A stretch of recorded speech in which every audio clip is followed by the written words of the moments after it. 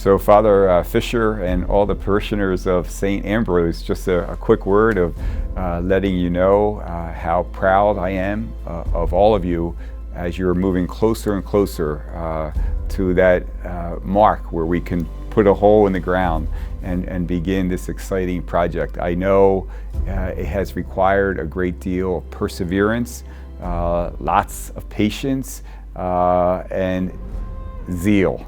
And so I commend you for all those qualities. But I know, most importantly, you're doing this in faith. You're doing this for the Lord, you're doing this for His church, and you're entrusting this work to God. So I know we have met some obstacles and challenges on the way, but you are moving forward. I'm so grateful to Father Fisher for his leadership and for all of you for the many ways that you're coming forth to support him.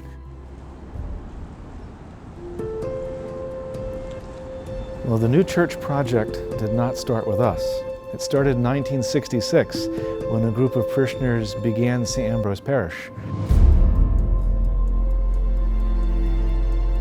But now we're building upon the faith and work of all those generations ahead of us because our parish is growing. We have a lot of people that have been in this church for a long time. We love our church. For me, this church is really special. I was baptized here.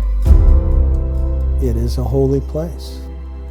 We've got a very prayerful church right now. It's quiet, it's intimate, but there are physical limitations with the church. Our roof is huge. It's over 60,000 square feet. It needs to be replaced. That's going to be $300,000 to $400,000 by itself. Our boiler is 42 years old. 1977. We have 3 air-conditioned heat pumps. 2 of them aren't functioning. 3 10-ton units.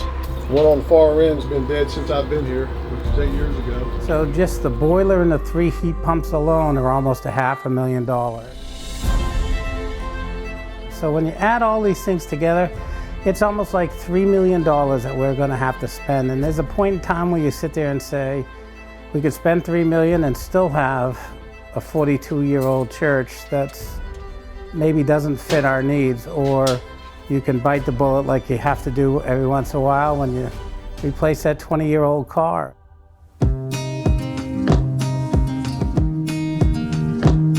It's time to build as the campaign to turn this dream of a new church into reality. More than $5 million has already been raised in previous campaigns. Now, with just $2 million more in pledges, it'll be time to dig. These are the renderings for the new church. Nothing extravagant, just solid construction, up-to-date utilities, and enormous potential to serve the St. Ambrose community in a way that has never been fully realized before. It was very difficult for First Communions, confirmations, anything with the procession, which is every Sunday Mass. You know, my daughter got married. She wanted Father Fisher to do it, but she did not want to get married into St. Ambrose because there's no aisle. yeah, here there are no weddings, and it really is like one part of the priesthood that's been just taken out. When you're in a church, the focus is at the altar and up. Some verticality and light, which allows it to draw one up towards heaven. You want to focus on God, focus on His Word, focus on His sacraments. Unfortunately, with some of the challenges in our current church, when you enter the church, you're focused on where's the lighting? Our new church is going to be very, very light. Or the pews that are kind of rickety. The handicap accessibility is really important in making all of our parishioners feel really welcome. The St. Ambrose community is so large and we have so many friends here, and it's hard to fit everyone into the church at the same time, so it would be nice to have it a little bit bigger and more accommodating for more people. Obviously the church is due for an update. There's a lot of things in life that are just due for an update. The history and memories of the past half century at St. Ambrose will not be going away. They'll be honored in a new setting. In the Catholic Church, tradition is never lost or discarded, it's treasured. The past is always very important, and to know where you've been. So I think one of the things about the past that I'm excited about is that we're bringing part of the past into the future. We have very beautiful stained glass windows. We have some very significant statues in the church. They're all coming over to the new church.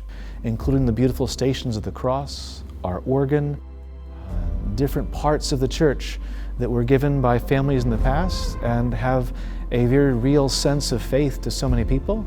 The best of the old will dovetail perfectly with the design of the new. It will have a beautiful main aisle. It will have new lighting. It will have a big foyer, a big narthex where people can gather before and after Mass. And if families have little kids who get fussy, it's the place where they can still participate in the Mass. It's also going to have a beautiful altar and a pulpit that's visible for all to see. It will have large bathrooms, family size and handicapped. It will be a church where truly the faith can be lived and celebrated for all people, no matter what their needs are in the parish.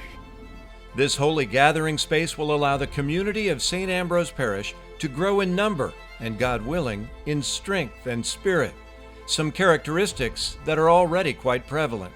This community is very special. There's just a sense for me that it's a safe haven. There's a sense of people really caring about each other. I've been here for 22 years, or almost 22, and it's really been lovely. I got to know everyone. My closest friends are members of this parish. My children have all been raised in this parish.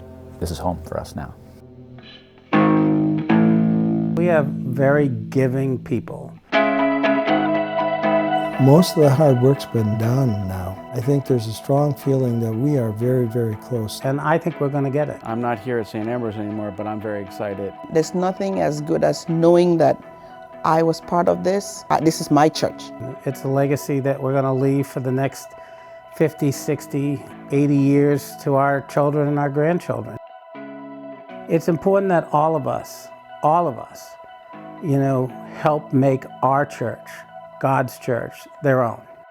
Every gift is a gift that God will use to build His church, no matter how big or small. So when you get a small community of people together, it's pretty cool to see what they can do. You work really hard for something and it becomes what you hoped it would be. We're punching above our weight. St. Ambrose is like the little engine that could. It doesn't need to be fancy.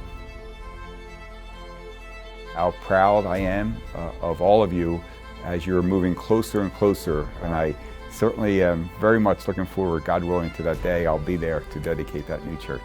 And have really more space for people to be together, to grow our parish, which is what we should be doing. We want this church to be for generations to come the spiritual home of families far and wide in Annandale and Fairfax.